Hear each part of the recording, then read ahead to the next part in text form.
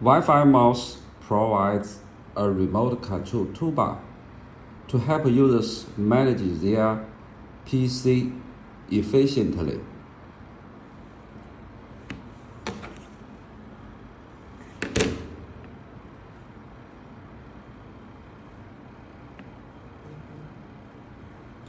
Once enabled, a persistent notification appears, allowing the app to stay active in the background.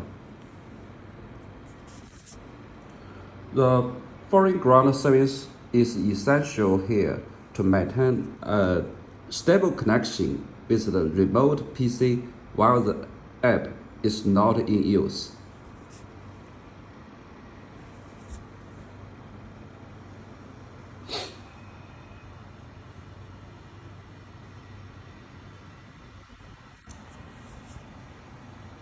As you can see, if the app is minimized, I can instantly sync clipboard or send commands through the notification buttons.